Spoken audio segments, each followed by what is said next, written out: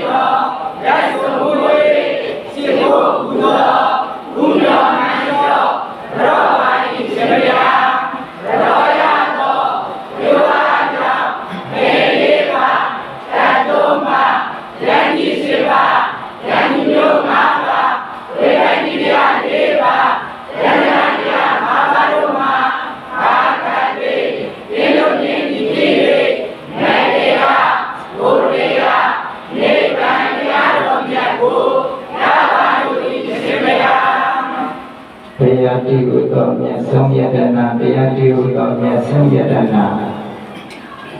ကံဃာတိဟုသောမြတ်ဆုံးယတနာယတနာမြတ်သောမမိမဆရာသမားတို့ကိုတတ္တယောယောလည်းဆိုမူ၍ရှိခိုးပူဇော်မြောင်းမှန်လျောအတ္တံကရောဇာယသောယတနာတရားကနာမကုသိုလ်ကံစေတနာဣတုယနေ့ယခုပြုလို့အားထုတ်ကြရတဲ့ဌာနဘုဒ္ဓကစေတနာသောတိသေသောတိလက်တပြပါသီလဘုဒ္ဓကစေတနာပွားများလေပွားများအပ်သောဘာဝနာမယဘုဒ္ဓကစေတနာပြပြတို့ကြောင့်မိသားစုအလုံးသည်အနိဋ္ဌပိဋံယမအပေါင်းအပ်တဲ့ပေါင်းတို့မှာကင်းစင်ပပြောက်ဝေကွာကြကုန်ပြီဖြစ်၍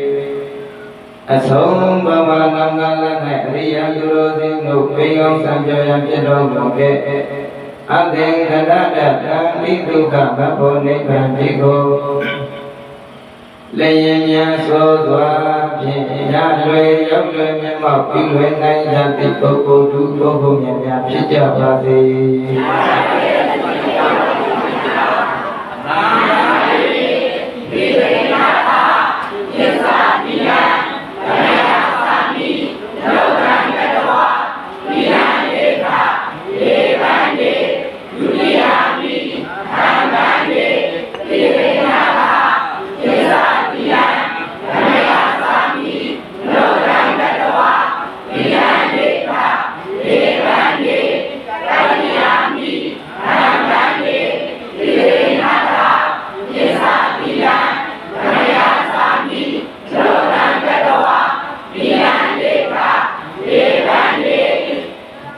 ယမဟာပတမိတဝရေထနမောတတဗုဒ္ဓဝတ္တောအရဟတောသမ္မာသမ္ဗုဒ္ဓတ္တနမောတတဗုဒ္ဓဝတ္တောအရဟတောသမ္မာသမ္ဗုဒ္ဓတ္တနမောတတဗုဒ္ဓဝတ္တောအရဟတောသမ္မာသမ္ဗုဒ္ဓတ္တနမောတတဗုဒ္ဓဝတ္တောအရဟတောဗုဒ္ဓံတရဏံကိစ္ဆာမိဓမ္မံတရဏံကိစ္ဆာမိသံဃံတရဏံကိစ္ဆာမိဗုဒ္ဓံတရဏံကိစ္ဆာမိဓမ္မံတရဏံကိစ္ဆာမိသံဃံတရဏံကိစ္ဆာမိ Dutiyampi Bauddharana Gisami Dutiyampi Dhammana Gisami Dutiyampi Sangharana Gisami Dutiyampi Bauddharana Gisami Dutiyampi Dhammana Gisami Dutiyampi Sangharana Gisami Tatiyampi Bauddharana Gisami Tatiyampi Dhammana Gisami Tatiyampi Sangharana Gisami Bauddharana Gisami Tatiyampi Dhammana Gisami Tatiyampi Sangharana Gisami Andare Utto Alloso Bauddha Gong Jong Ji Ba Di Andare Utto Alloso Dhamma Gong Jong Vi Ba Di Andare Utto Alloso Sangha Gong Jong Vi Ba Di Pikarana Dhammana Mahaparipurna Bhatnadi Bhata Veramani Dekha Padanthamadi Yami Adena Dana Veramani Dekha Padanthamadi Yami Kame Tu Mesa Sara Veramani Dekha Padanthamadi Yami Mukta Vana Veramani Dekha Padanthamadi Yami Durami Raya Mesa Pamada Thana Veramani Dekha Padanthamadi Yami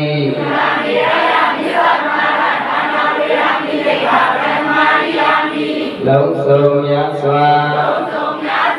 Tadawa Chanta Ko Sing Yevase Upayampi Kinsenwe Yeja Base Do Eidwema Yatata Chanta Ko Sing Yevase Upayampi Kinsenwe Yeja Base Do Eidwema Yatata Chanta Ko Sing Yevase Upayampi Kinsenwe Yeja Base Do Eidwema Yatata Chanta Ko Sing Yevase Upayampi Kinsenwe Yeja Base Do Kabadwema Yatata Chanta Ko Sing Yevase Upayampi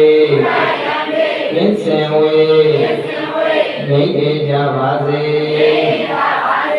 Idame Punya Atavadaya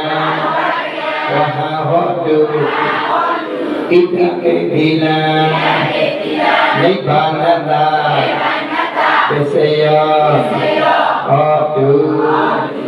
Itaranataha Pesa Tingadamataru Bhankadawa Apamatina Namatita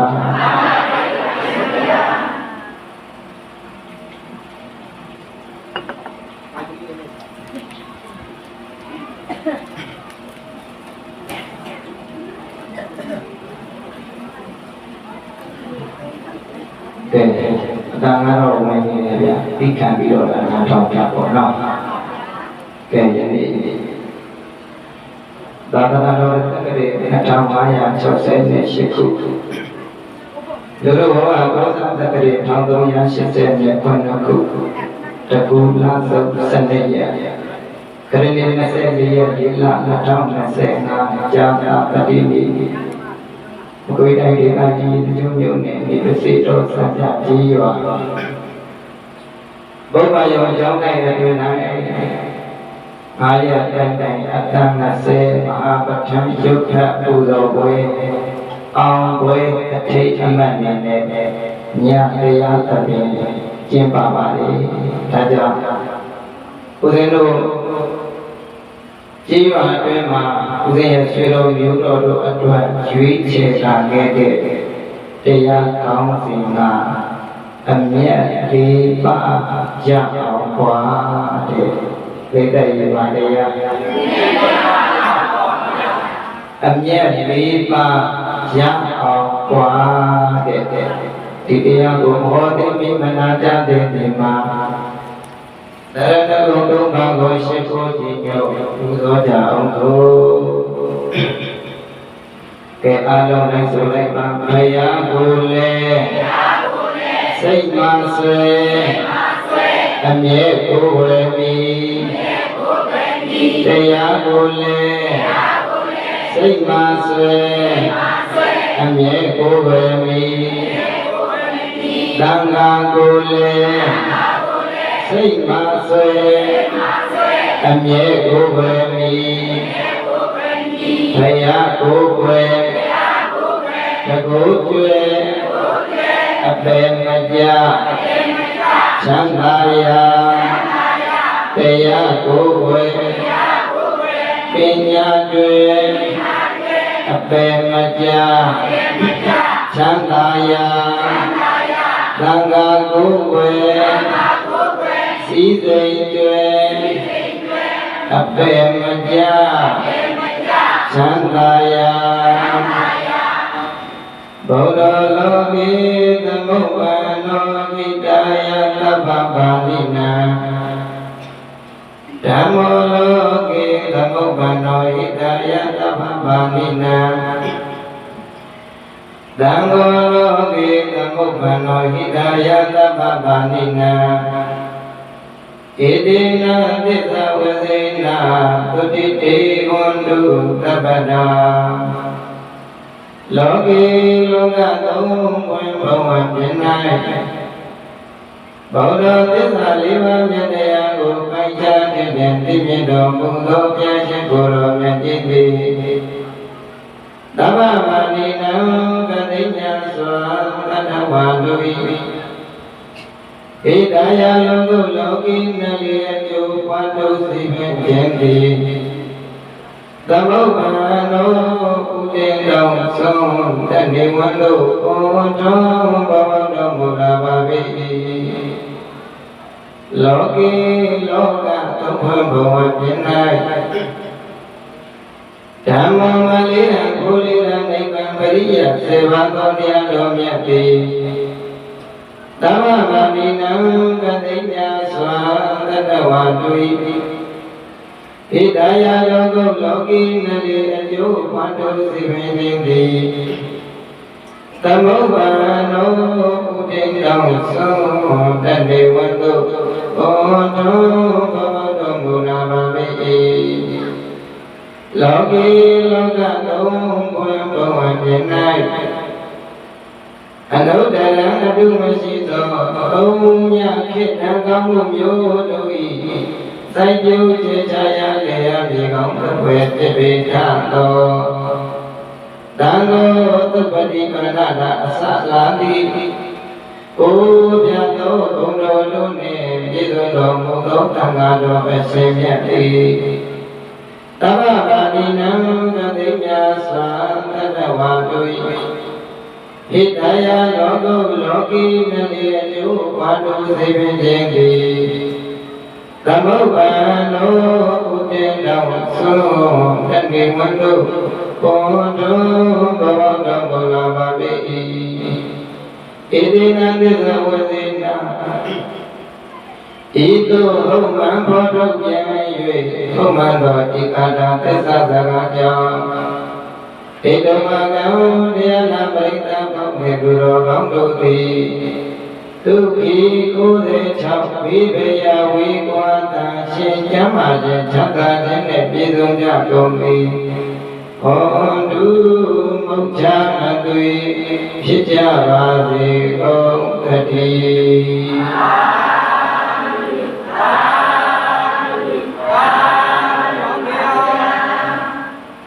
ဗုဒ္ဓမြတ်စွာ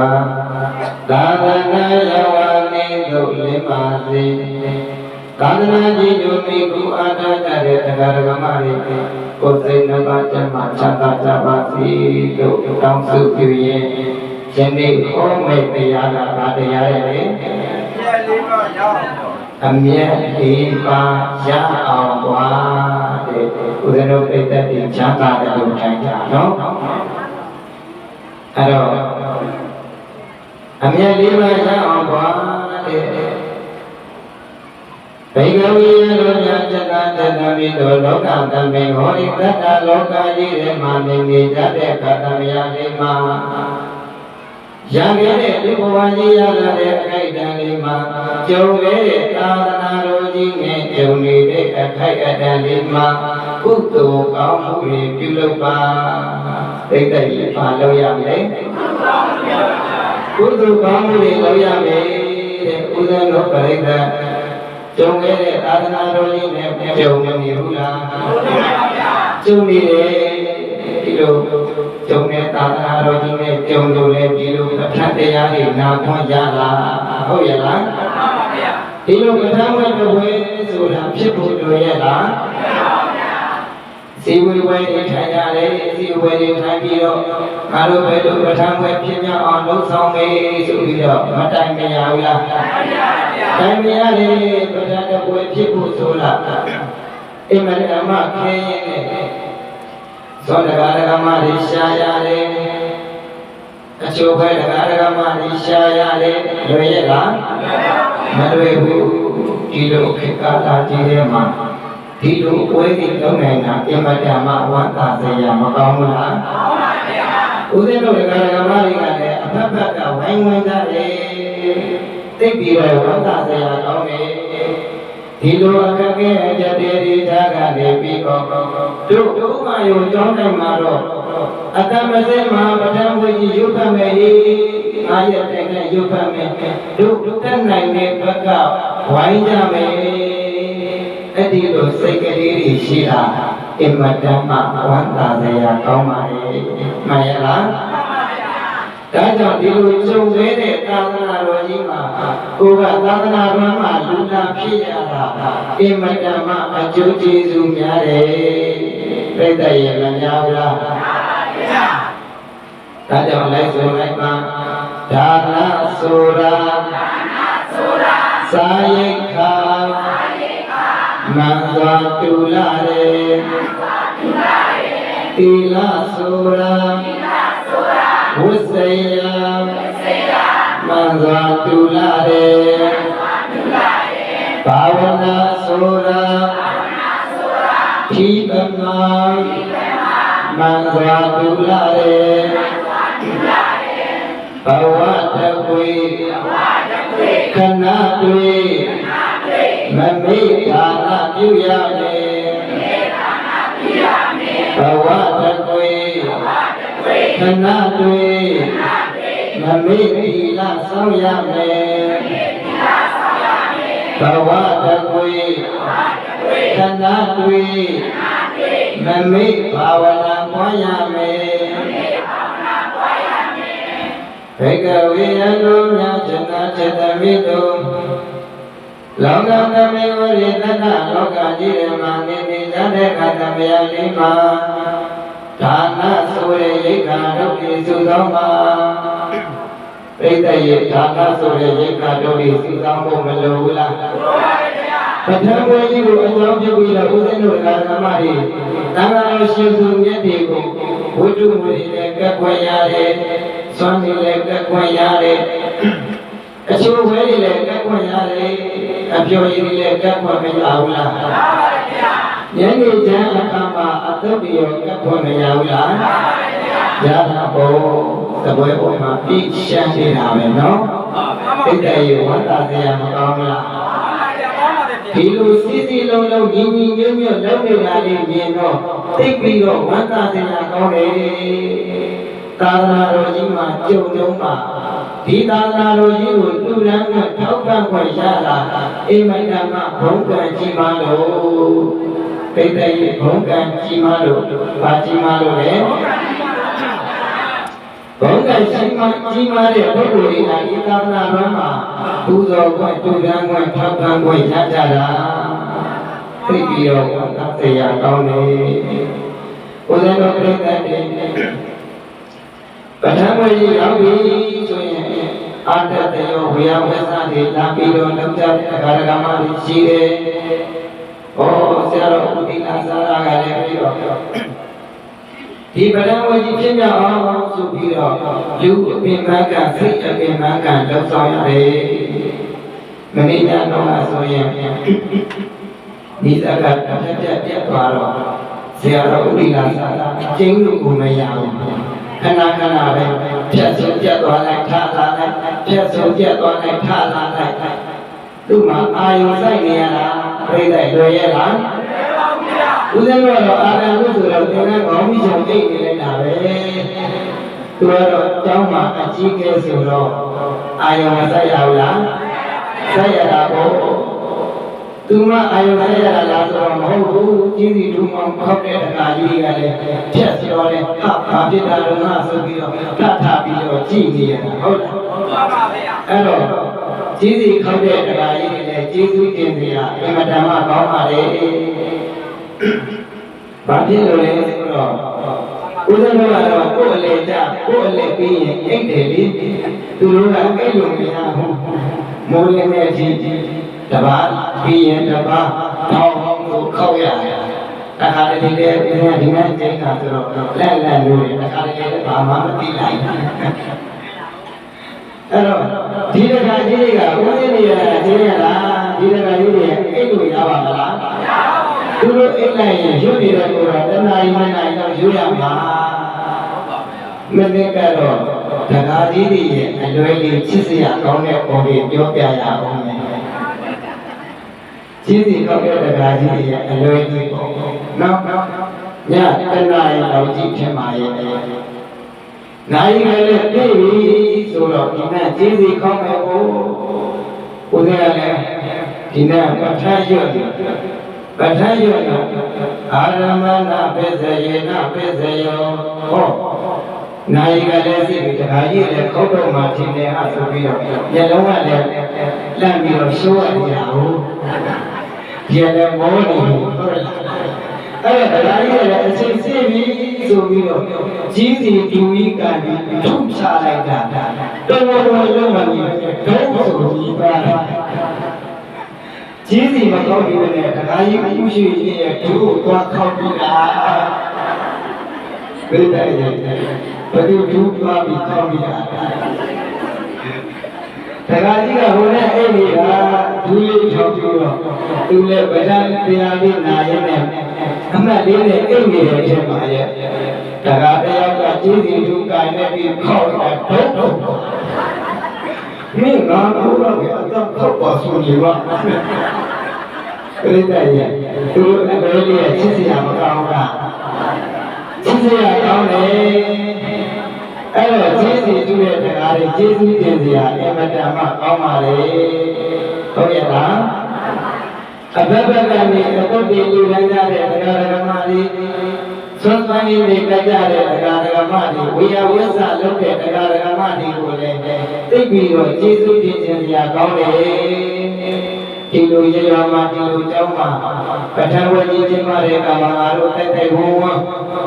ပျော်ပျော်ရွှင်ရွှင်ကြည်ကြည်နူးနူးစီးစီးလုံးလုံးညီညီညာညာတို့တွေလှုပ်ဆောင်ကြမယ်ဆိုပြီးတော့ညနေကျဆိုရင်လည်းဓမ္မကြီးတွေလာတယ်လာပြီးတော့တော်တော်ကြီးဘတ်ဒီစီးတယ်တပြက်စီးတယ်လဲတယ်သိပြီးတော့ကြည်နူးစရာကောင်းပါလေအဲ့တော့ဒီဘာနာတသံဃာတော်တွေကိုမပင်မတန်းတဲ့ဓာတ္တဝိတုတွေရအောင်ဆိုပြီးတော့မဟာရံတောဝိုင်းဝန်းပြီးတော့လူရန်ကြတဲ့တက္ကရာမတွေလည်းသိပြီးတော့ကျေးဇူးပြင်ခြင်းစရာကောင်းပါလေဟုတ်ရဲ့လားဒီသံဃာတွေကိုတွေ့လုံးမှာဘုရားတွေ့လုံးမှာဘာပြောရမလဲဘုရားသံဃာတွေကအဖြစ်ပြီးရှားလာတာလားပေါ်လာတာလား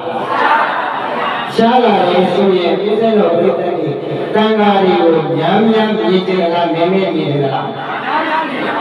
ညံမြင်ကြရင်ပြည့်တဲ့ရေ ကိုကများများလူအဲ့ဒီလိုပြောလို့လည်းကိုယ်ကကိုရက်တယ်လို့ထင်ဘူးအဲ့တော့ဒီစာပြန်လာတဲ့ငါတွေကိုကိုယ်ကထုတ်ပြန်ရမယ်တစ်ထောင်တက်နဲ့နှစ်ထောင်တက်နဲ့ထောက်ကံဖို့မလိုလားကိုယ်ကထောက်ကံဖို့မိနေလိုက်တာဒီတန်ဃာတွေထွက်သွားအမလီဘယ်သူကတော့အိထွက်သွားလိုက်တာသူ့မှာထွက်ပြထွက်မှာပေါ်သူကကောင်းမှလေးရှိတာမြင်မှာဘူးပြိတ္တရဲ့အပြစ်တော်လေးကြီးပဲမဝင်ကြပါနဲ့အချစ်တော်လေးလည်းဝင်ပြီးကြပါဟုတ်ရဲ့လားအဲ့တော့ဒီတန်ဃာလေးကိုများများတွေ့တဲ့နဲ့ဘုရားရှင်နဲ့ဆိုရင်တော့ကိုကစောင့်ရှောက်နေကြပါသာသနာတော်ကြီးနဲ့ကြုံနေတဲ့အခိုက်အတန့်တွေမှာဒါနဆိုတဲ့ရိက္ခာတော်တွေစုဆောင်းဖို့မလိုဘူးလားဒါနဆိုတဲ့ရိက္ခာတော်တွေစုဆောင်းဖို့လိုတယ်လို့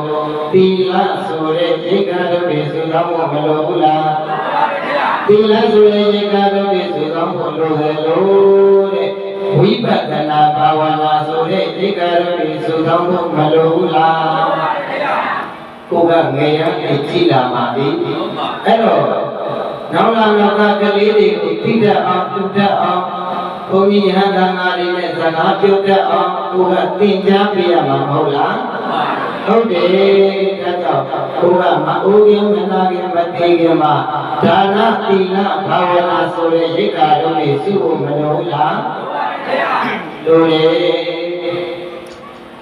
ရှင်းနိုင်ရတယ်ဘယ်နည်းဦးဇင်းတို့ရွာကတော့ဒီလေးလေးတော့ရှိတယ်ခုနကဆိုရင်ရှင်းနိုင်လောက်မှာဟောတာဒီကတော့ညနေတော့ကတွေးတာခုနနာရီတော့ဆိုတော့ငါကလည်းမိထောဆရာတော်တပည့်ဆိုတော့တူဟောမယ်ပြောပါလေအရှိကြီးမဟောပါဘူးဟုတ်လားအဲ့တော့ခုနနာရီလို့ပြောရင်ရှင်းနာရီလောက်မှစတာကြွားရဲ့တပိထုံးထံဖြစ်ဒါလည်းချစ်စရာကောင်းပါလေဟုတ်ရဲ့လားအေးစစ်ကိုကျေရွာမှာပြီးဒီငါနေတိုင်းကြတဲ့မိဘပြည်သူများခင်ဗျာတရားဝင်ခုနနာရီစပါတော့မယ်ခင်ဗျာလို့ကြည်ညာလိုက်တာခုနနာရီတုန်းကဓမ္မစားတဲ့လူရှိသေးတယ်နာမည်တော့ပြောတော့ပါဘူးကိုယ်အမြင်နဲ့ဖြစ်ပြီးမှဆိုလို့အဲ့တော့ဒါလည်းချစ်စရာအလွယ်လေးပါနော်ဒါနဲ့တရားခေါင်းစဉ်ကပါတယ်လေအမြဲလေးပါရအောင်ကွာဒါလေးမမေ့နဲ့နော်တရားကမဟောရသေးဘူးတရားခေါင်းစဉ်မမေ့နဲ့ဘုရားတော်ရှိရိုင်းဆိုတဲ့ဓမ္မကြီးတရားအကြောင်းပြောပါဗျာတော်ရှိရိုင်းဆိုတဲ့ဓမ္မကြီးကတော့ကျွာထဲမှာဆံဝင်ပဲတဲ့ဆံဝင်ပဲဆိုတော့မနက်ပြန်မှာဆံဝင်ဝါဖြစ်တော့ကြောင့်ရရွာပြန်မှာမိတဲ့ကနေတိုင်းရကုန်တော့မိမပြည်သူများခင်ဗျာယနေ့ညနေ9 နာရီအုပ်ချုပ်ရေးမှုအိမ်မှာနာမည်စရင်လာပြီးနေပါခင်ဗျာလို့ကြင်ညာလိုက်တော့ဓမ္မကြီးတော်ရှင်တိုင်းကအိမ်လေးကနေကြပြပြရထွက်တုတ်နဲ့ထွက်သွားတာပေါ့လမ်းလေးလောက်ရောက်တော့ခေါင်းလေးငုံနဲ့လမ်းလျှောက်ရင်းနဲ့ကျွမ်းလေးလောက်ရောက်တော့ကလေးမလေးကြောက်ကဟဲ့ဟိုအမေရှိတိုင်းဘယ်သွားမလို့တော့အမေရှိတိုင်းဘယ်သွားမလို့လို့ပြောလိုက်တော့တော်ရှိတိုင်းကြီးကဘာမပြောညာမပြောတော့အမတိဟဲ့ငါမြည်ပြီးရဲ့ကျေးဇူးတင်လိုက်တာငါမြည်ပြီးကျေးဇူးတင်လိုက်တာဟိုတော့အမေရှိတိုင်းဘယ်သွားမလို့ပြေးတာညာဘာလို့ကျေးဇူးတင်တာတော့အဲ့လိုလည်းပြောလိုက်တော့ငါတည်းလုံးစဉ်းစားလာတာတဲ့ငါနာမည်ဘယ်သူပါလဲပြည့်တဲ့ရပါမေ့နေရတယ်ကိုယ်နာမည်ကိုမေ့နေတာကိုလည်းကိုယ်ကတရားကဘောဟသေးဘူးပါမေ့နေတရားကောင်းစဉ်မေ့နေပြီပြည့်တဲ့ရတရားကောင်းစဉ်ကပါလေလေအမြတ်ပေးပါရအောင်ကွာတဲ့ပြည့်တဲ့ရကိုယ်ကတူချင်းတို့ရင်းမဲ့စဉ်းစားထားတာမို့လို့အရှိကြီးတော့မဟောတော့ဘူးနော်ဒါကြောင့်ပြည့်တဲ့ရပါတရားရဲ့လေပြ ဘေကဝိယတော်များသနာသတမိတောလောကသမေဝရိသတလောကကြီးဓမ္မနိတေယတေခတမယလေးမှာကျုံငယ်လာတဲ့သာသနာတော်ကြီးနဲ့ကျုံနေတဲ့အခါတည်းဆုံးငယ်လာတဲ့သာသနာတော်ကြီးနဲ့ဆုံးနေတဲ့အခါတည်းလေးမှာအမြတ်လေးပါးကိုရအောင်ယူပါသိတဲ့အမြတ်ဘယ်နှပါးယူရမလဲအမြတ်လေးပါးကိုရအောင်ယူရမယ်မြတ်စွာဘုရားရှင်ကိုယ်တော်မြတ်ကြီးသာဝတ္တိပြည်စေတဝန်ရွှေကျောင်းတော်မှာတရင်တော်နေထိုင်တော်မူစဉ်အခါကညတကောင်းရန်အချိန်မှာနတ္တဓမ္မကမြတ်စွာဘုရားထံလာပြီးတော့ချင်းကတဲ့မြတ်စွာဘုရားရှင်ကိုယ်တော်မြတ်ထံလာပြီးတော့သူမသိတဲ့အမေပု္ပ္ပာပြတနာ၄ခုလာပြီးတယ်သိတဲ့အမေပု္ပ္ပာပြတနာဘယ်နှခုလာပြီးတယ်၄ခုလာပြီးတယ်ဗာမိရာလဲဆိုတော့ကေတုယာဝသရတာလူကေတုယာဝပတိဋ္ဌာကေတုနရဏယရဏကေတုသောရိဒုက္ခရံအိုဘုရားသဘာဝကေဘုရားရှင်ကိုယ်တော်မြတ်ကြီးဘုရားတပည့်တော်မသိတဲ့ပြဿနာလေး၄ခုရှိတယ်ဗျာတပည့်တော်စိတ်ထဲမှာမရှင်းတဲ့ပြဿနာလေး၄ခုရှိပါပြီမြတ်စွာဘုရားအဲ့ဒီတပည့်တော်သိကျင်တဲ့ပြဿနာလေး၄ခုကိုမြတ်စွာဘုရားရှင်ကိုယ်တော်မြတ်တပည့်တော်ကိုဖြေချပြီးတော့ဘုရားမြတ်စွာဘုရားလို့နတ်သားကလျှောက်လိုက်တော့ဒီလိုရေးနဲ့ပြေလျှောက်လာတဲ့အမောင်နတ်သားသင်သိလို့ရမည်လို့မြတ်စွာဘုရားရှင်ကိုယ်တော်မြတ်ကနတ်သားကိုမေးခိုင်းလိုက်တော့နတ်သားကကေတုယဝသရတာတုကေတုယဝပတိဋ္ဌာကေတုနရဏယရဏကေတုသောရိဒုက္ခရံနတ်သားကမေးအိုးဘုရားသဘာဝကေဘုရားရှင်ကိုယ်တော်မြတ်ကြီးဘုရားတတဝါရိတတဝါရိမွေဖွာလာကြပါပြီမြတ်စွာဘုရားမွေဖွာလာကြပြီဆိုရင်ပူဇော်ကြပါပြီမြတ်စွာဘုရားပူဇော်ရတတ်နာကြရပါပြီမြတ်စွာဘုရားနာကြရတလို့သိကြရပါပြီမြတ်စွာဘုရားအဲ့ဒီလိုလာပြီဆိုရင်သံဃာတွေကလည်းဖြူသွားခြင်းကလည်းကျိုးခါကလည်းကိုင်းနာကလည်းထိုင်ရပြီဆိုရင်အိယာညောင်းသောဘဝမှာလေးလျောင်းနေရပြီဆိုရင်ဦးတိတိုင်းအောင်အကောင်းဆုံးလက်ကင်ထားရမယ့်တရားကဘယ်တရားပါလဲမြတ်စွာဘုရား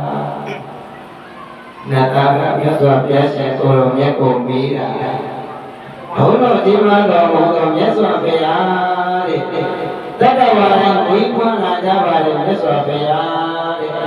အဲ့ဒီဝိပွားလာကြပြီဆိုရင်အိုကြပါပြီမြတ်စွာဘုရားအဲ့ဒီလိုအိုတဲ့အခါမှာအိယာညောင်းဆောင်ဒီအပေါ်မှာလင်းလျောင်းပြီးအထိအကောင်းဆုံးလက်ကင်ထားရတဲ့တရားကဘယ်တရားလဲမြတ်စွာဘုရား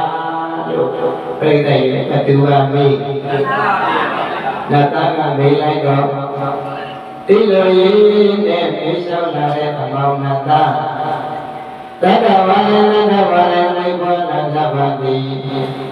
တတ္တဝါယမိဘနာသပိဆိုရင်ဥကြပါတိ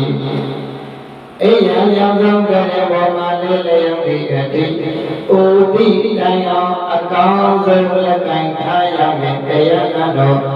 သီလတရားပါတိတ်တဲ့ပြောကြည့်ပါတရားจิตာတဲ့ကိုလာတိအထိအိယာရောင်ဆောင်ပေါ်မှာလေးလျောင်းဒီအထိ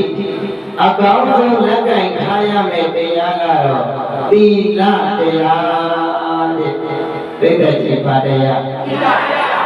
တိလာတရားကတော့ကိုတိတိုင်အောင်လက်ကင်ထားရမယ်လက်ကင်မထားရဘူးလားခုနကလည်းဘာသာတိလာတွေကိုခံယူလိုက်တယ်လေအဲ့ဒါလည်းဘာခံယူလိုက်တာလဲတိလာတွေလက်ကင်ထားတာဟုတ်ရဲ့လားဘာနာတိဘာသာအတေနာဒါနာကာမေကုမိစ္ဆာသာရမုဒ္ဒဝါရသူရမေနယဆိုရဲလူချင်းဝင်ဖြစ်တဲ့၅ပါးသီလကိုခိုင်ခံမယ်ဆိုရင်ပြိတ္တရဲ့သီလရဲ့နေရမယ်ဆိုရင်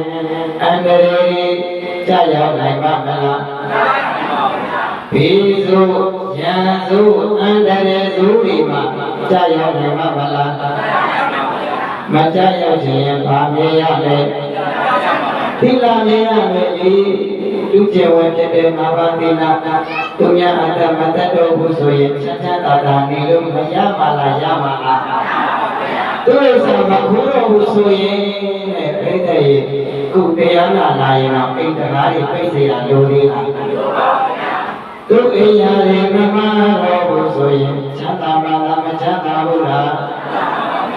ဘုဒ္ဓဝါဒတဲ့လိမ်ညာရေးလည်းမပြောတော့ဘူးဆိုရင်ပြိတ္တရဲ့ချမ်းသာပါလားမချမ်းသာဘူးလား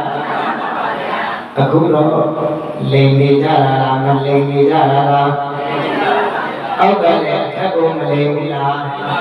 အထက်ကလည်းအောက်ကိုမလိမ်ဘူးလားတို့တွေကစင်လုံးမတွဲနေပြောပါတယ်ကျန်တာကျုပ်မပြောပါအောက်ကလည်းအထက်ကိုလိမ်နေအထက်ကလည်းအောက်ကိုလိမ်နေ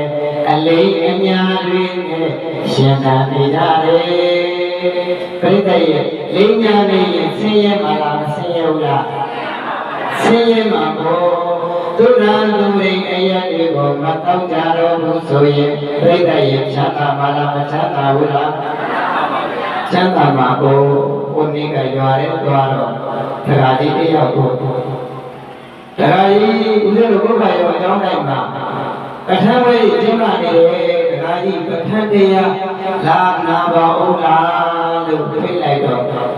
ဦးဇင်းကဘာပြောသွားတယ်မဟုတ်ဘူးသူကတချင်းလေးနဲ့ပြောသွားတယ်အရှင်ဘုရားကလည်းဗျာဒီချိန်ကတည်းကညနေနေ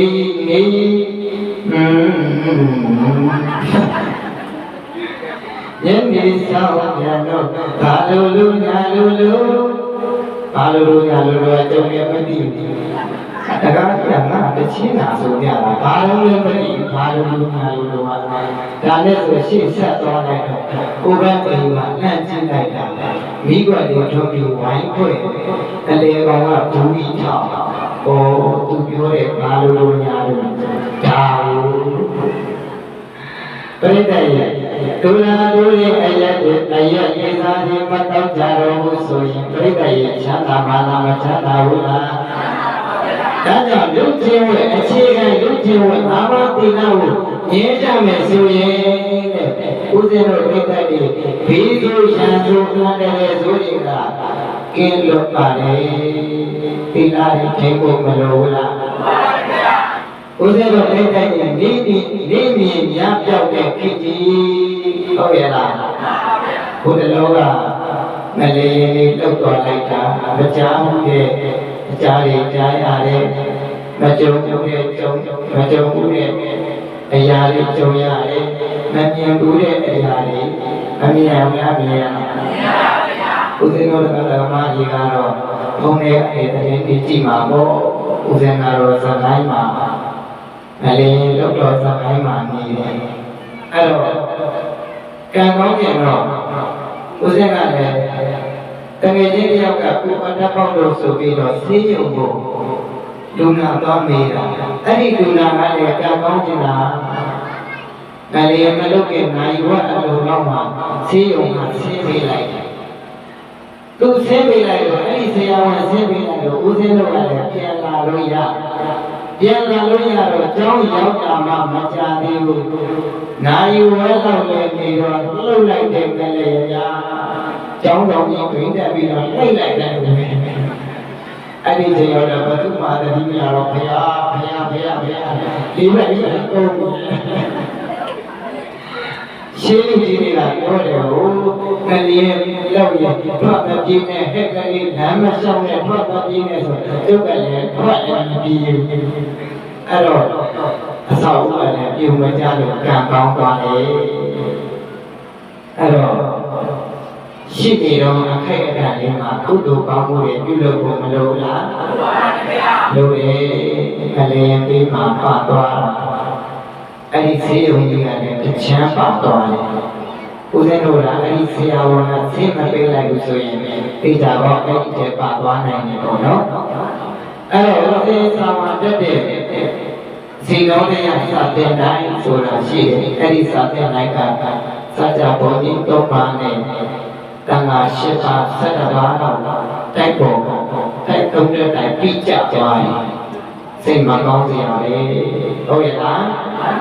အဲ့တော့ကိုယ်ကရှိနေတဲ့အခိုက်အတန့်မှာကုသိုလ်ကောင်းမှုတွေပြုလုပ်ဖို့မလိုဘူးလားလိုတယ်အမှားစကားတော့နားမလည်တဲ့ဆရာလေးတွေလေးတဲ့တိုက်ကြည့်ပြီးကြလားအဖေကေပါအမေကေပါ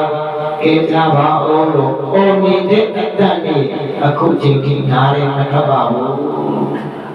တကယ်အဲ့ဒီလေးကျုံလာပြီဆိုရင်ကိုယ်ပဲအားကိုးလို့ရတာ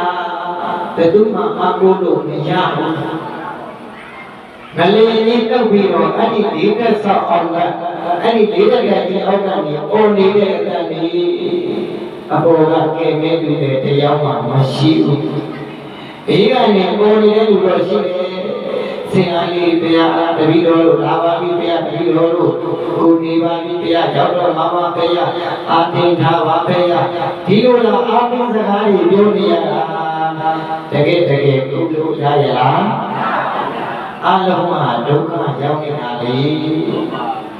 အဲ့ဒါနဲ့ဆိုဦးဇင်းကျောင်းကိုသံဃာလာကြည့်တဲ့ဆရာတော်ကဗလီကြီးတုပ်ပြီးတော့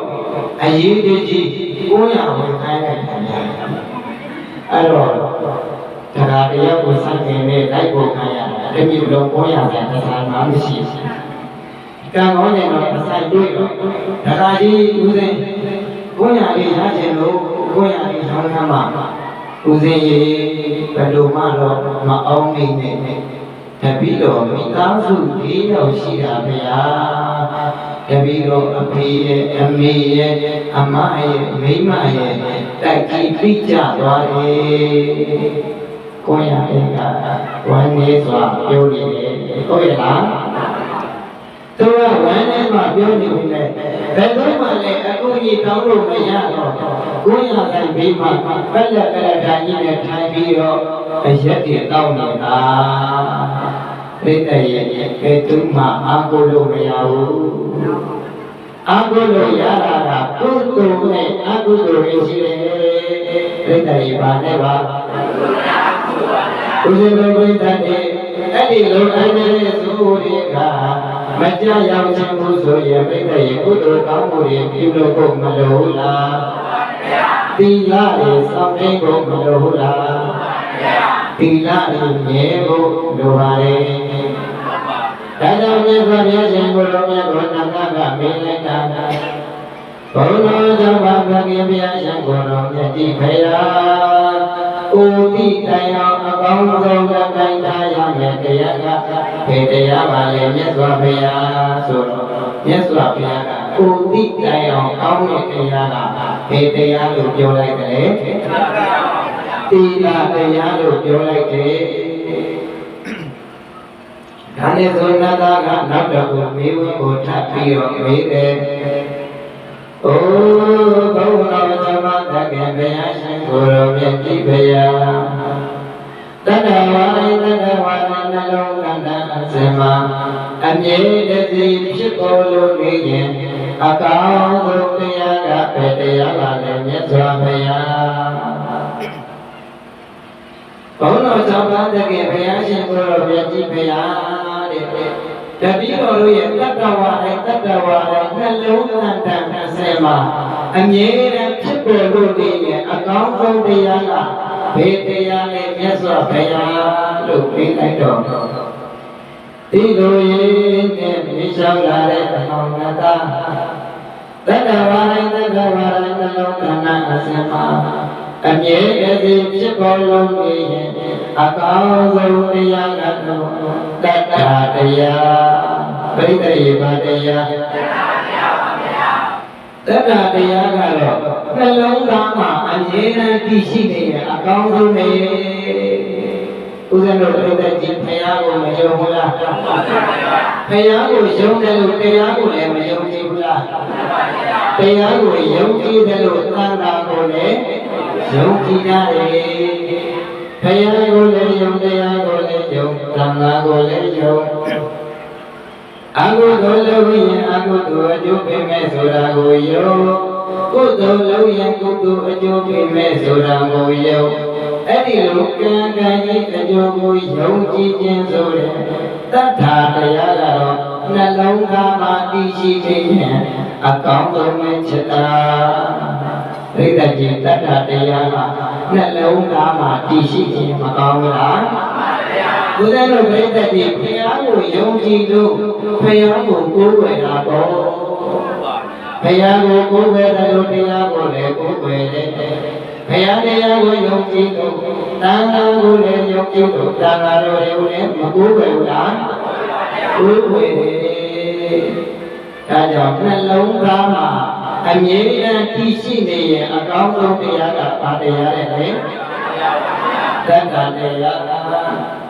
ဒါကြောင့်နံပါတ်3ကိုဖြတ်ပြီးတော့နတ်သားကမေးလျှောက်လိုက်တာဩဘုရားသမ္မာမဂ္ဂေဘုရားရှင်ကိုယ်တော်မြတ်ကြီးဘုရားလောကမှာလူရယရဏလို့ခေါ်ကြပါလေဘုရားအဲ့ဒီလူရယရဏကစိန်နေလားဘုရားရွှေတွေလားဘုရားတိုက်တာတွေလားကားတွေလားစိန်ရွှေငွေရဏတွေလားဘုရားလောကမှာလူရယရဏလို့ပြောနေကြတယ်တကယ်လူတွေရဲ့ယရဏအစစ်အမှန်ကဘေတရားနဲ့မြတ်စွာဘုရားလို့နတ်သားကမေးလျှောက်လိုက်တော့ဒီလိုရေးနဲ့မေးလျှောက်လာတဲ့အမောင်နတ်သားလူတို့ရဲ့ယရဏအစစ်အမှန်ကစိတ်နဲ့လည်းမဟုတ်ရွှေတွေလည်းမဟုတ်ငွေတွေလည်းမဟုတ်သက္ကံဗရမများလည်းမဟုတ်လူတို့ရဲ့ယရဏအစစ်အမှန်ကတော့ပညာတရားပါသိတဲ့ရပါတရားပညာတရားပါလူတို့ရဲ့ယရဏအစစ်အမှန်ကပညာတရားတဲ့ဒီနေရာမှာပညာဆိုတာနှစ်မျိုးရှိတယ်လောကီပညာရောလောကုတ္တရာပညာရောပေါ့နော်လောကီပညာကတော့တဘာဝတဏ္ဍစာပဲစားသုံးလို့ရလို့အဲ့ဒါကတော့လူတို့ရဲ့ယရဏအစစ်မှမဟုတ်ဘူးတဲ့လူတို့ရဲ့ယရဏအစစ်မှကတော့ဝိပဿနာပညာတဲ့လောကုတ္တရာပညာပြိတ္တိယပညာလည်းလူတို့ရဲ့ယရဏအစစ်မှကပါတဲ့လေပညာတရားပြိတ္တိယပါတရားပညာတရားအဲကြောင့်နာဂလေးမေဝကိုထပ်ပြီးတော့မေးလိုက်တာဩဘုရားသမ္မာတကေဘုရားရှင်ကိုယ်တော်မြတ်ကြီးဘုရားယေမေကိုယ်တော်မချစ်မနဲ့တတော်သူတို့လူယူဖြစ်စီလို့မရနိုင်တဲ့ဘုရားကဘေတရားမှတဲ့မြတ်စွာဘုရားနတ်သားကမေးလိုက်တာဘုန်းတော်ကြီးတော်တော်မြတ်စွာဘုရားတဲ့ယေမိမေခိုးသူမချစ်မနဲ့တတော်သူတို့လူယူဖြစ်စီလို့မရနိုင်တဲ့တရားကဘေတရားရဲ့မြတ်စွာဘုရားမိလိုက်တော့မြတ်စွာဘုရားရှင်ကိုယ်တော်မြတ်က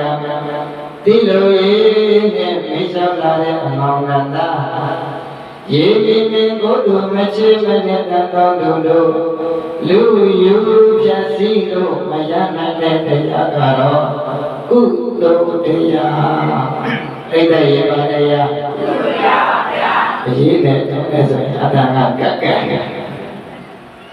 နိစ္စတရားရဲ့နိစ္စနှစ်ရဲ့ဘုံရွာမှာအတ္တရဲ့ပရိက္ခစုစုပေါင်း18ပွဲရွတ်လာရတာဘိုက်ကဆရာတော်က ဘုန်းကြီးကမိုင်းတယ်ဘုန်းကြီးကအသက်ကြီးပြီဆိုတော့ဦးစင်းကလည်းဟော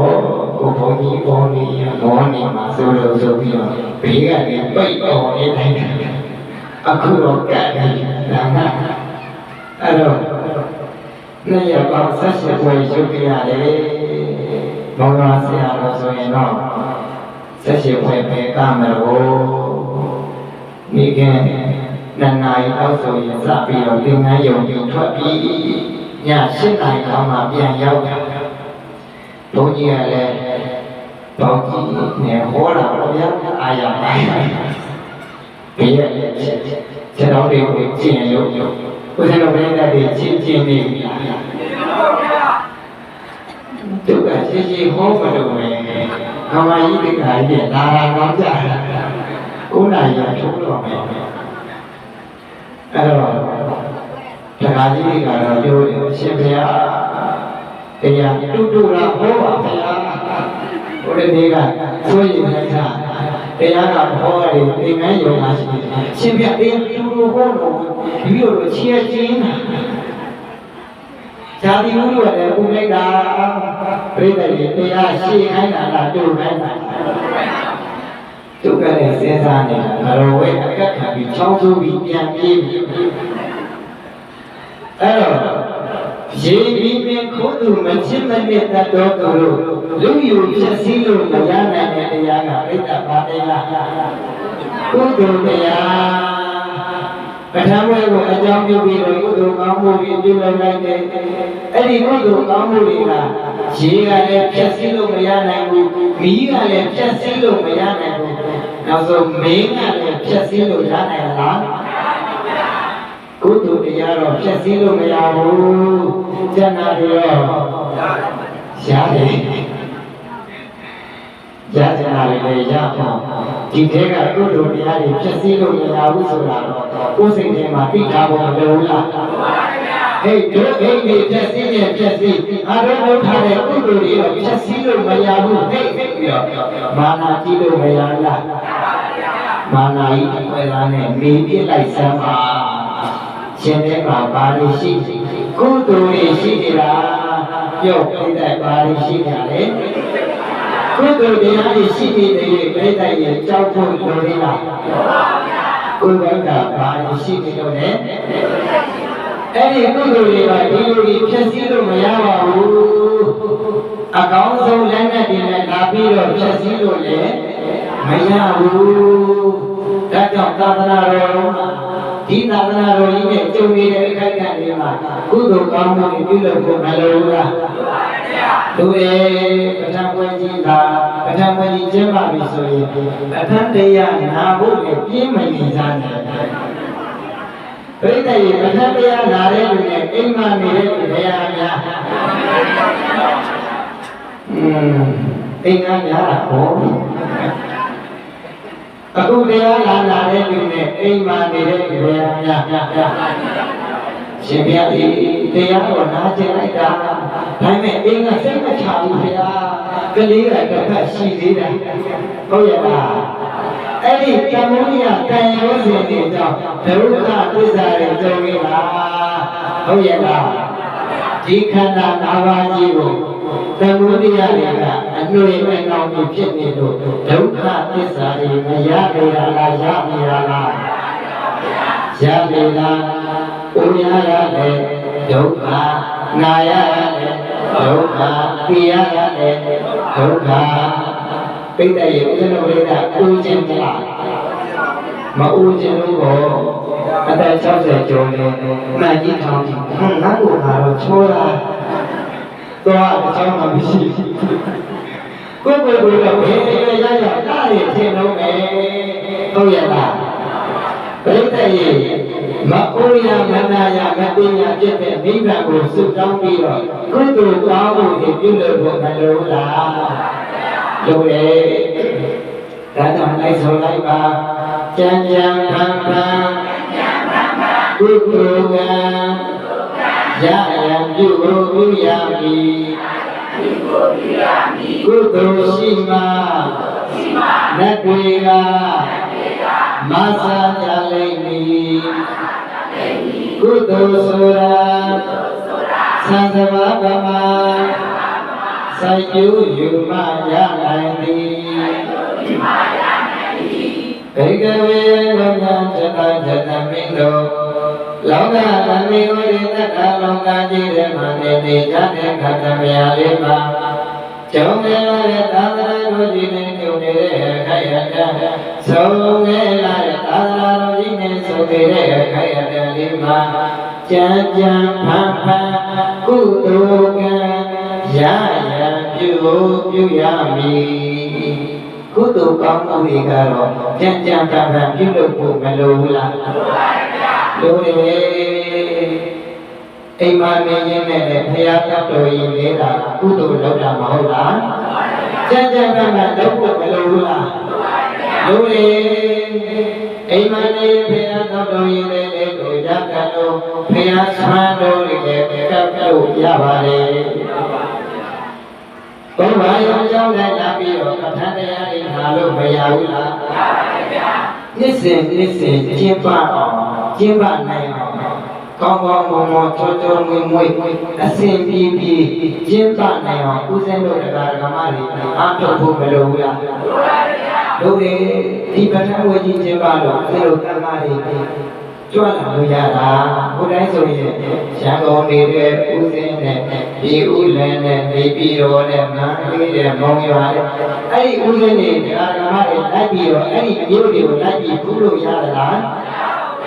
ရွာရောက်တော့ပြုရတာဝါရဘုရားဟုတ်လားအဲ့တော့ဒီပဋ္ဌာန်းဝေကြီးကျင့်မှလာတော့ဒီသံဃာတော်ရှင်သူမြတ်တွေကလည်းတနေ့တကာပဋ္ဌာန်းဝေကြီးကျင့်ပါတယ်ငါတို့ရရွာကဆောင်းတကာဒဂမရီဒီပဋ္ဌာန်းတရားလေးနဲ့ကျေးဇူးဆက်မယ်ဆိုပြီးတော့ရွာကိုအပင်ပန်းခံပြီးပြန်လာကြတာအလုံးမရှိလို့ပြန်လာတာမဟုတ်ဘူးပြိတ္တရဲ့ဒီဒကာဒဂမတွေကိုကျေးဇူးဆက်ချင်လို့ဟာပြိတ္တရဲ့ပါဆက်ချင်လို့လေဦးဇင်းတို့ငယ်ငယ်ရွယ်ရွယ်လေးကလေးကဒီတရားဓမ္မတွေကျွေးလိုက်တဲ့စွန်းတွေစပြီးတော့စပေးတင်ပြခွင့်ရတာဟုတ်ရဲ့လားအဲ့တော့ရဲရွာကိုကျေးဇူးဆက်တဲ့အနေနဲ့ဒီတန်ဃာတော်ရှင်သူမြတ်တွေကဟာဘုရားရောကြောင်းတိုင်းပဋ္ဌာန်းဝေကြီးကျင်းပနေပြီအားလုံးပြန်ရမယ်တပါးနဲ့တပါးဟာပြန်ပြန်ပါလားဒီငါကတော့ပြန်ပါဘယ်ချိန်ပြန်ပါအဲ့တော့သူတို့လောက်စီရရှိတဲ့အလုပ်တွေဖြတ်ပြီးတော့ဒီရွာကိုရောက်အောင်လာတာဦးဇင်းတို့ပြိတ္တရေဝန္တာစရာမကောင်းဘူးလားဝန္တာစရာကောင်းတယ်ဒါကြောင့်ကျုံလုံးမှာကြိုက်ဖို့မလိုလားကြိုက်တယ်ဆိုတာမမတော့မမစီနဲ့နော်သာသနာတော်ကြီးထဲမှာကျုံလုံးမှာသာသနာတော်ကြီးကိုလည်းကြိုက်ပါသာသနာပြုနေတဲ့ပုဂ္ဂိုလ်တွေတော့မကြိုက်ပါနဲ့ဟုတ်ရဲ့လားသာသနာတော်ကြီးတည်တဲ့ခံရအောင်ဦးဇင်းတော်ပြိတ္တတွေစောင့်ရှောက်ဖို့မလိုလားလိုတယ်ဦးဇင်းတို့သံဃာတွေအခက်ခဲတွေအားလုံးကိုမိထားပြီးတော့ကျဲရွာကိုကျေးဇူးဆက်ကြတယ်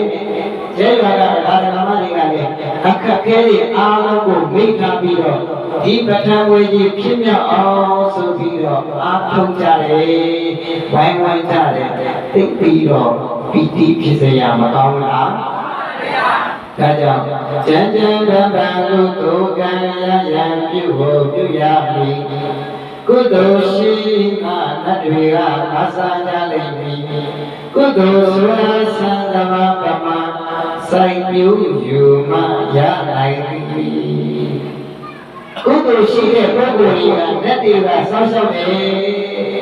တိတ်တရဲ့ကုသိုလ်ရှိတဲ့ပုဂ္ဂိုလ်တွေမာတွေကစောင့်ရှောက်ကြနတ်တွေကမဆာစေခြင်းနဲ့နတ်တွေကစောင့်ရှောက်စေခြင်းနဲ့ဆိုရင်ဦးဇင်းတို့ပြိတ္တာပါလို့ကုသိုလ်ရာလောကနတ်တွေကမလိုက်မှာအိုးကောင်းတဲ့ဘောတော်ရောက်ကြပါဟုတ်ရဲ့လားအဲ့တော့ဦးဇင်းတို့ပြိတ္တာတွေနတ်တွေအမခံခြင်းနဲ့ဆိုရင်ဘာလို့ရမလဲကုသိုလ်လုပ်ရမယ်ကျမ်းကျမ်းတန်တန်ကုသိုလ်ကံရရပြုဖို့ပြုရမယ် ကုသိုလ်ရှိမှနတ်တွေကမဆာကြလိမ့်မည်ကုသိုလ်ဆိုရဆံသဘာဝမှာစိုက်ပျိုးယူမှရနိုင်သည်ကုသိုလ်ဆိုတာဆံသဘာဝပြည်လိုပဲတဲ့ကိုယ်ကိုယ်တိုင်စိုက်ပျိုးယူမှကိုယ်ကိုယ်တိုင်စားသုံးလို့ရမှာဟုတ်ရလားအဲကြောင့်ဘုံကံကြီးမားတဲ့သာသနာတော်ကြီးမှာ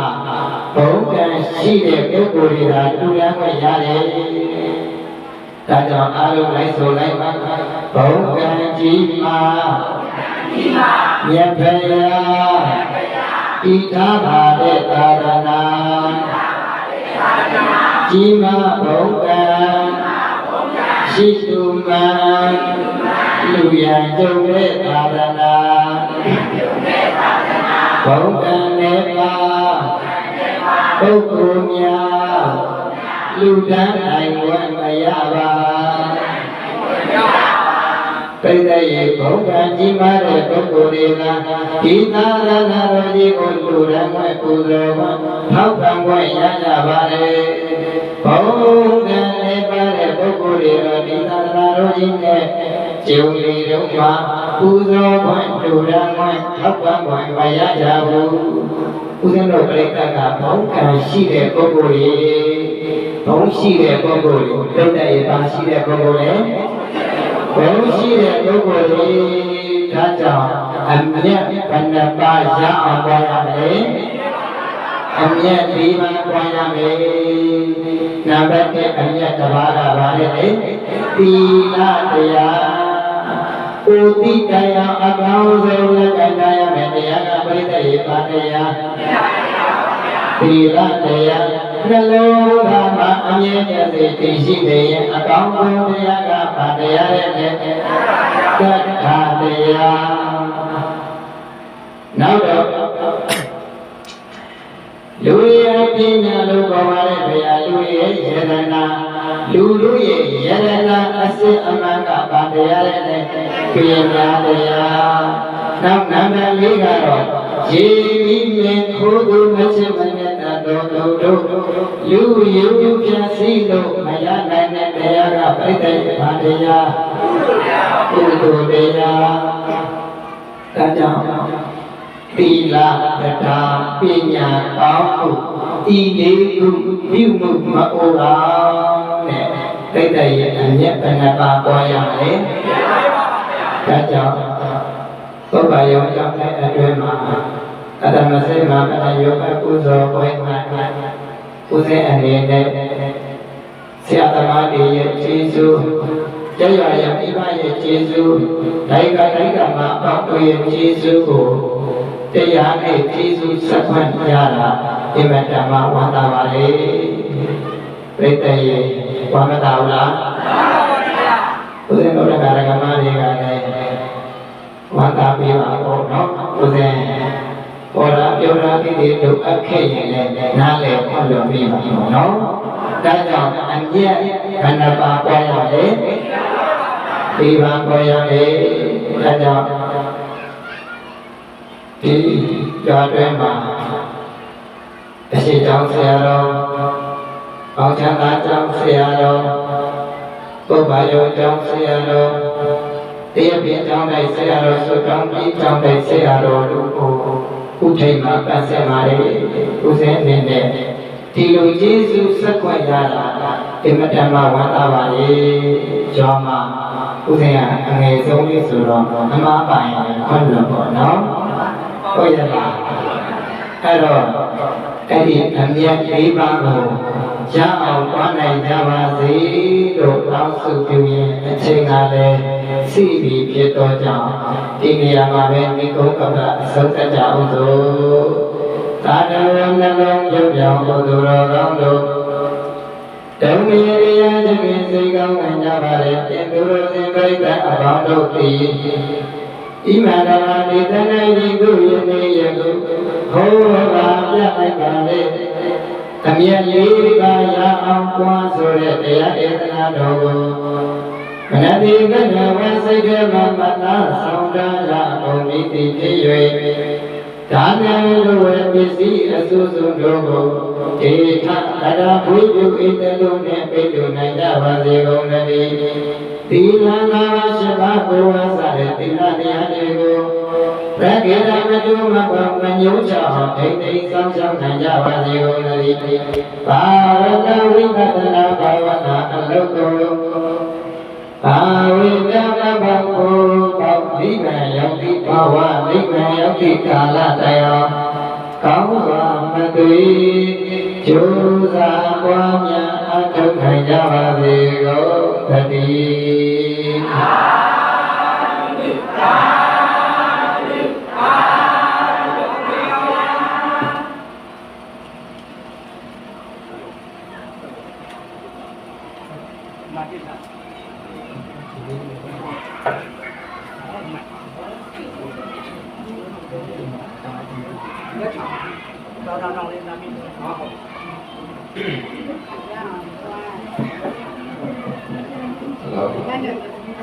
စိတ်ပါ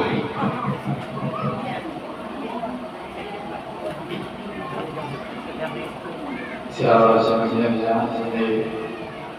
သာတပည့်တော်တို့ဘုရားပြောင်းလိုက်ပြီးတရားနဝကမ္မပြုတော်မူသုံးသိကျက်ပါဘုရားယခုတရားနာရတဲ့များအများစုပေါင်းပြီးတော့လူတန်းငွေဟာတသိန်းလေးမှအေးတောင်းကြပါဗျာအာရတကနဝကမမဒီလူရှင်ဖြစ်တဲ့ဥပ္ပန္နာတော်ဝင်းကြီးမိသားစုကနေပြီးတော့ဆရာတော်ဘုရားဓမ္မဒါနကောင်းကောင်းကြလူရမှာဒီရှင်ဗျာအဲ့တော့ဘဝကလူကြီးကနေပြီးတော့ဆရာတော်ဘုရားကိုနဝကမစက္ကန့်ပြန်ပေးပါဒီကနေ့အထောက်ပြန်ပေးပါအခုကလည်းအမြင်နဲ့ဟောတယ်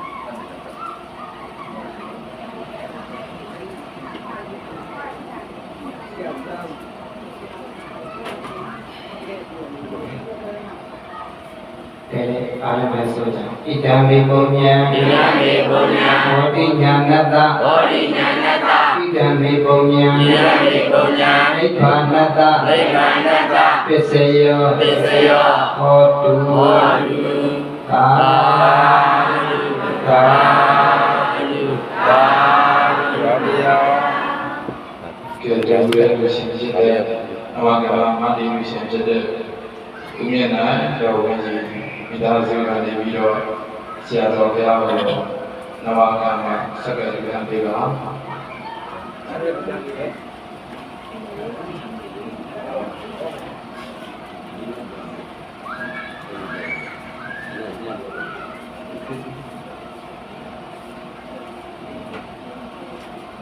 သံဃတဒီမာနိဗ္ဗာန်တပစ္စယော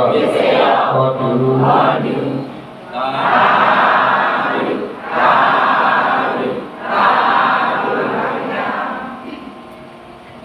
ဆရာတော်ဘုရားရဲ့တရားဓမ္မပူဇာပြုငွေရစုစုပေါင်း၄သိန်းနဲ့မှ9,000ကျပ်တိတိဖြစ်ပါတယ်တရားနာပရိသတ်ပေါင်းသူတော်ကောင်းတို့ကဲဒီကျေးဇူးမချခင်မှာဓမ္မပူဇာတွေကတုံသိန်းကျက်ကိုပူဇေနေနဲ့ဒီကြောင့်တိုင်းမှာလူရသုံးကိုပြန်ပြန်ပြုတမ်းပါမယ်ဒီကြောင့်မှာပူဇေလို့မတိကရောဒီနေရောအခင်းတယ်လေးတွေရဲ့ခေါင်းအုံးတွေရဲ့လိုအပ်တဲ့ပေါ့နော်ဦးဇင်းတို့ဒီပဋ္ဌာန်းတန်ခါတွေကြွလာတဲ့အခါမှာဒီခေါင်းလေးတွေပြည့်ပြည့်စုံစုံဖြစ်အောင်ဦးဇင်းနေနဲ့သုံးသိန်းကျပ်ပြန်ပြန်ပြုတမ်းပါမယ်ဒါကြီးပြရှင်းတာ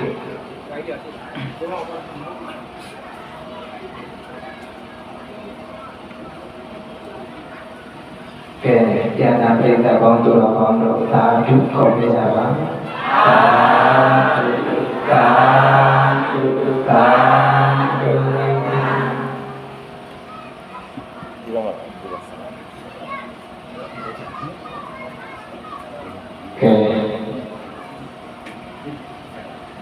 စွန့်ကတ်တဲ့စွန့်တာယကဒါယကမ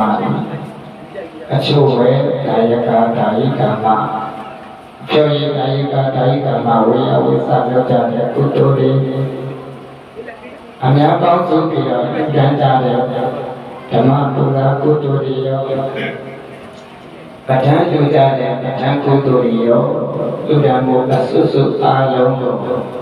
30ဘုံတည်တဲ့ဘုံတော်ဝိညာဉ်များစွာတတ္တဝါတို့အားအမြတ်ကုသိုလ်ပေးကြသို့ကဲဖြစ်တဲ့ဘက်က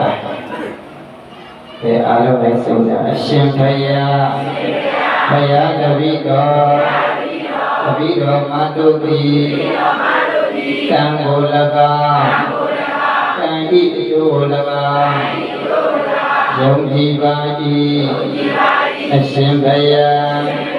ယနေ့ယခုအခွေတိုင်းဒေသကြီးဒီသကြိုမြို့နယ်ဒီပစီတော်ရွာဥပ္ပါယုံကျောင်း၌အတ္တမစေအထံဝေ၌လူရန်ဝေယဖြာပြတို့ကိုလူတန်းရသောအာနာကုသိုလ်သောတိယံသောသီလကုသိုလ်ဝါမြာယသောဘာဝနာကုသိုလ်အစုစုတို့၏အဖို့ဘာကကိုရှိရှိဘဝသံဃာကတောစัจจသောမိဟောင်းပါဟောဘုရားဘွားဟောင်းဆရာဟောင်းသမဟောင်းမိတ်တင်္ဂဟပါယခုဘဝတောစัจจသောမိခင်ဖခင်ဆရာတခင်ကျေးဇူးရှင်တို့အားအမြတ်ဧဝေပါတပည့်တော်တို့၏ကိုယ်ဆောင်နဲ့အိမ်ဆောင်နဲ့ကျောင်းဆောင်နဲ့မြို့ဆောင်နဲ့ရွာဆောင်နဲ့တောဆောင်နဲ့တောင်ဆောင်နဲ့သာသနာတော်ဆောင်နဲ့လောကဘာလာနမြတ်နဂါနတ်ပေါင်းတို့အားအမြတ်ဧဝေပါ30ဘောကျင်းလေကုန်သောဝိနည်းဒုက္ခိတာဒုက္ခိတာသတ္တဝါတို့အားအမြတ်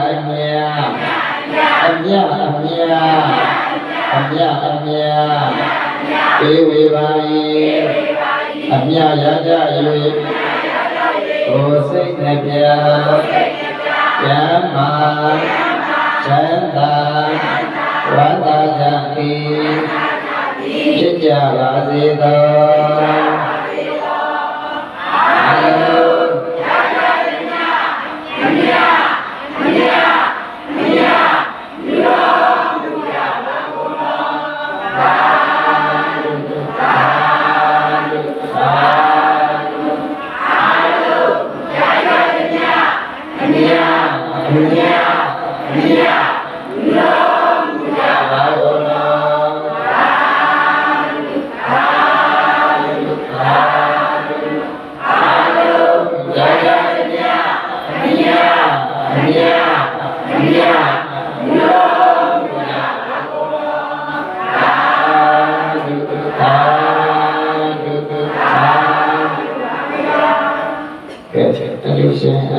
မိသားစုအားလုံးတို့နဲ့တကွာ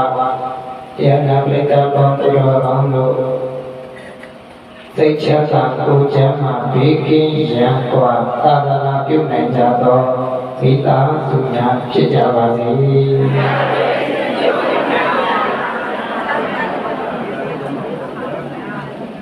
ကရမယိတိတခါရေးပြီးရစုနဲ့ပြပါစေ။ကျုပ်လည်းစိတ်ခံရပါရဲ့။